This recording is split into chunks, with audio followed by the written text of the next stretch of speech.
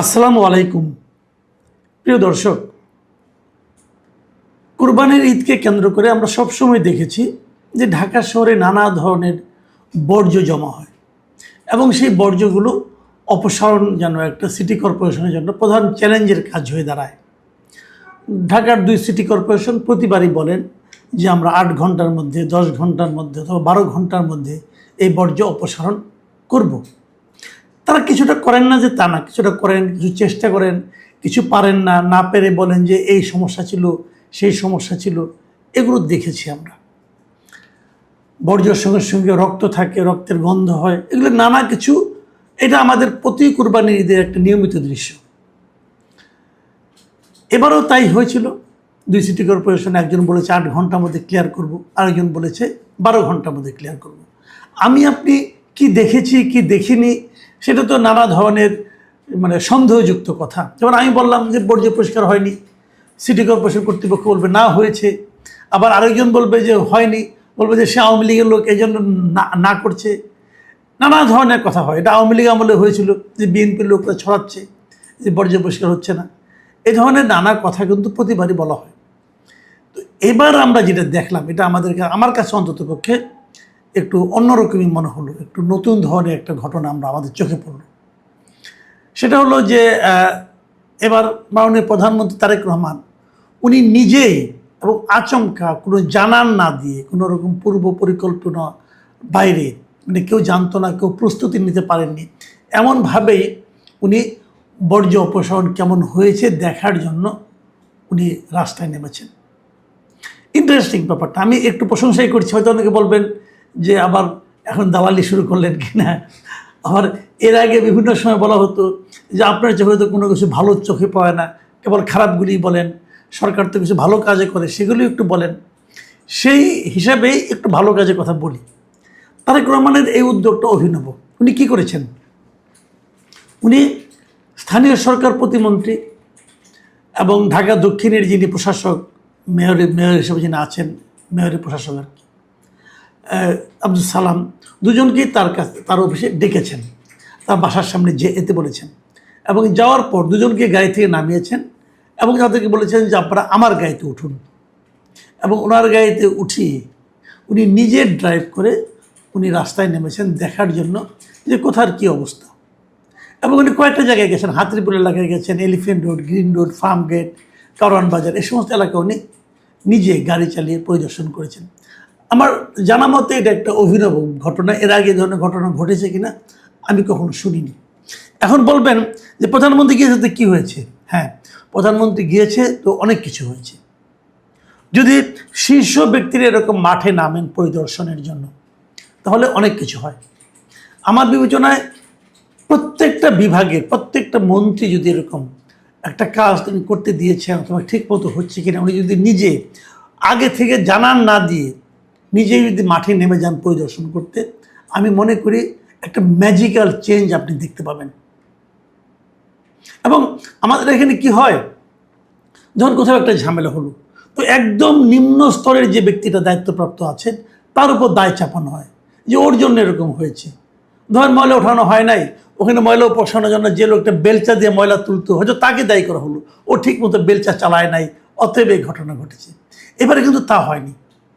এবার 2 জন আঞ্চলিক নির্বাহী কর্মকর্তাকে তাৎক্ষণিকভাবে কিন্তু বরখাস্ত করা হয়েছে এবং তাদের বিরুদ্ধে বিভাগীয় ব্যবস্থা নেওয়ার জন্য নির্দেশ দেওয়া হয়েছে। প্রাইম মিনিস্টার নিজেই কাজটা করেছেন।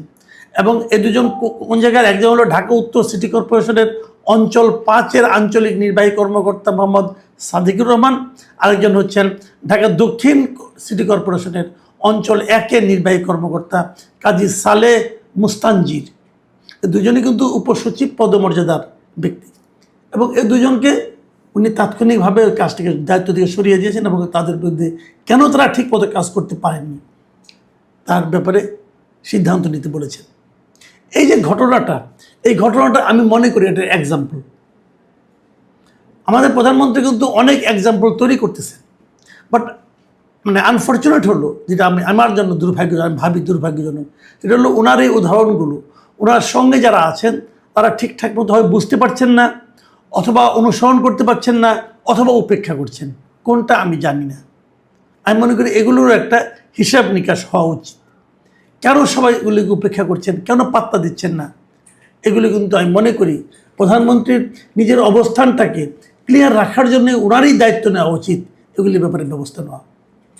উপসচিবকে উনি 2 জন উপসচিব পদমর্যাদা মানে নির্বাহী যে আপনার কর্মকর্তা যারা আছেন, তো এদেরকে যে আপনার বরখাস্ত করা অথবা তাদের মধ্যে শাস্তির ব্যবস্থা করা, এই যে ব্যবস্থাটা, এটা কিন্তু একটা বড় ধরনের পদক্ষেপ আমি মনে করি। কিন্তু এই ধরনের পদক্ষেপ কি অন্যান্য মন্ত্রণালয় নিচ্ছেন? আমি কতগুলি ঘটনা বলি। ঈদের আগে প্রতিবার কি হয়, প্রতিবার যে জিনিসটা হয় সেটা হলো আপনার মহাসড়কে যানজট হয়। যানজটটা কেন হয়? একবার এক এক কারণে যানজট হয়। কখনো রাস্তা ভাঙা থাকে, কখনো রাস্তার গাড়ি ভালো থাকে না, এগুলির সমস্যা হয়, এরকম নানা ঘটনা হয়। কিন্তু এবার যে যানজটগুলি হয়েছে, আমি নিজে কিছু যানজটের সাক্ষী। আমি আপনাকে যদি একটা ঘটনা বলি। ঈদের আগের দিন আমারই এক কলিগ, আমারই এক বন্ধু, উনি পাবনায় গিয়েছেন। ওনার যেতে 18 ঘন্টার সময় লেগেছে। আপনারা বলুন, ঢাকা থেকে পাবনার বেড়ায় যেতে যদি 18 ঘন্টার সময় লাগে, এটা কি কোনো বিবেচনা গ্রহণযোগ্য? কেন হয়েছে? আমি আজকে ময়মনসিংহ গিয়েছিলাম। সারা রাস্তা, ঈদের পরের দিন গিয়েছি আমি, গিয়ে আবার আজকে ফিরে এসেছি। সারা রাস্তা ফাঁকা, সারা রাস্তা ফাঁকা, কোনো রাস্তায় যানবাহনেরও কোনো ভিড় ছিল না। কিন্তু তার মধ্যে দেখলাম যে ময়মনসিংহে ঢোকার সময় যে বাইপাসের যে মোড়টা আছে, সেখানে আমাকে 1 ঘন্টা দাঁড়িয়ে থাকতে হয়েছিল। 1 ঘন্টা, পুরো 1 ঘন্টা গাড়ি নড়ে না। কারণ এগুলি কী কারণে হয়? টোটাল এই মেসগুলি হয়েছে, এই ঝামেলাগুলো হয়েছে ট্রাফিক ব্যবস্থার জন্য, ট্রাফিকের যে অব্যবস্থা, এই জন্য 2 জায়গাতেই। বেড়ার এখানে দেখা গেছে রাস্তার উপর গাড়ি থামিয়ে বাসগুলো যাত্রী উঠায়, যাত্রী নামায়। একটা গাড়ি থামলে পরে পেছনে অনেকগুলি, যেহেতু গাড়ির চাপ বেশি, অনেক গাড়ি জমে যায় এবং এইভাবে জমতে জমতে জমতে জমতে দেখা যাচ্ছে যে 2-3 কিলোমিটার লম্বা জ্যাম হয়ে যায়। তো আমাদের যিনি পরিবহন মন্ত্রী আছেন, উনি করেন কি, হয়তো গত ঈদে দেখেছি, ওনারা গাবতলী বাস স্ট্যান্ডে যান, যে বলেন ভাড়া বেশি নিয়েছে বা বেশি নেয়নি, এগুলি বলে। ভাই, উনি ওই জন্য রাস্তাটা চেক করেন না, একটা হেলিকপ্টার নিয়ে উড়ে যান, ওনার তো টাকার অভাব নাই, একটা হেলিকপ্টার নিয়ে এই হাইওয়েতে উড়ে যান, দেখেন কোথায় যানজটটা হচ্ছে, কেন হচ্ছে। আজকাল তো অনেক পত্রিকা ড্রোন দিয়েও চেক করে যে যানজটটা কেন হচ্ছে, সামনে কি সমস্যা দেখা যায়। এগুলো দেখুন এবং সিদ্ধান্ত নিন, সমাধানটা করুন, কেন হচ্ছে এগুলো। আরেকটা ঘটনা বলি, এই যে আমাদের কোরবানির চামড়া, আজকে দেখলাম যে চামড়ার যারা নাকি বিভিন্ন বাড়ি থেকে চামড়া কিনেছেন, 300 টাকা করে চামড়া কিনে 100 টাকা বেচতে পারেননি। চামড়ার দাম এত কম কেন? আমরা ছোটোবেলায় দেখেছি যে গরুর চামড়া 2000-3000 টাকার মধ্যে বিক্রি হতো। সেই তখন যখন নাকি 30,000 টাকা দিয়ে গরু কেনা যেত, বড় গরু পাওয়া যেত, 30,000 টাকার গরুর চামড়ার দাম 2-3 হাজার টাকা হতো।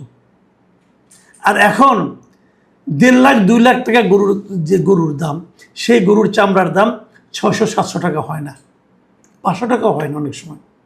কেন? পৃথিবীতে আপনার মনে কখনো এই প্রশ্নটা জাগে না যে পৃথিবীতে সব কিছুর দাম বাড়ে কিন্তু চামড়ার দাম কমে? অথচ চামড়া জাত যে পণ্য, আপনি স্যান্ডেল বলেন, মানি ব্যাগ বলেন, ভ্যানিটি ব্যাগ বলেন, চামড়ার ব্যাগ বলেন, এগুলোর দাম কিন্তু অনেক বেশি।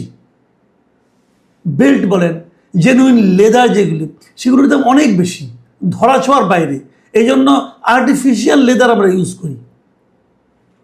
জেনুইন লেদারের এত দাম, যে জেনুইন লেদারের এত দাম, সেই চামড়ার, কাঁচা চামড়ার দাম এত কম কেন? কখনো ভেবেছেন, কখনো প্রশ্ন করেছেন? এই প্রশ্নটা আমি একজন চামড়া ব্যবসায়ীকে করেছিলাম, তিনি কোনো উত্তর দিতে পারেন নাই। তিনি বলেন কি, আমাদের চামড়ার একমাত্র ক্রেতা হলো চীন, আমরা চীন ছাড়া অন্য কোথাও রপ্তানি করতে পারি না, তাই নাকি এই অবস্থা। তো দেশে আমার তখন প্রশ্ন মানে আমার চিন্তা জাগলো, আমাদের কি বাণিজ্য মন্ত্রণালয়, শিল্প মন্ত্রণালয় এগুলো নাই কিছু? এরা জানেন না কেন চামড়ার গ্রাহক আমরা সারা দুনিয়ায় পাইনি? অথচ ছোটোবেলায় কিন্তু আমরা পড়েছি যে আমাদের মূল রপ্তানিজাত পণ্যই হচ্ছে এই চা, চামড়া, পাট, এগুলো। তো চামড়ার এই দুরবস্থা কেন? তো এই সমস্ত মন্ত্রী যারা আছেন তারা একটু দেখেন না ভাই, আপনি একটু এলাকায় যান, আপনি একটু টেনাইতে যান, আপনি একটু বাজারটা দেখেন, কেন আমরা ইন্টারন্যাশনাল মার্কেটটাকে ধরতে পারছি না? কেবল গার্মেন্টসের পণ্য বিক্রি করলে হবে? যে এই যে কথাগুলি বললাম, আমি খালি ঈদ দিয়ে প্রসঙ্গ আলোচনা করলাম, কিন্তু ঈদের বাইরেও কিন্তু অনেক প্রসঙ্গ আছে। আমাদেরকে বুঝতে হবে যে খোদ মন্ত্রী যিনি আছেন, দায়িত্বপ্রাপ্ত যিনি বড় কর্তা, তিনি যদি ঘরে বসে থাকেন আর ভাবেন সব কিছু অটোমেটিক্যালি ঠিক হয়ে যাবে, তাহলে ভাই আপনারা এখনও প্রকৃত বাস্তবতাটা বুঝতে পারছেন না। মাঠে নামুন, জনগণের সেবক হওয়ার জন্য। আপনারা তো দায়িত্ব নিয়েছেন, আপনারা তো প্রতিশ্রুতি দিয়েছেন।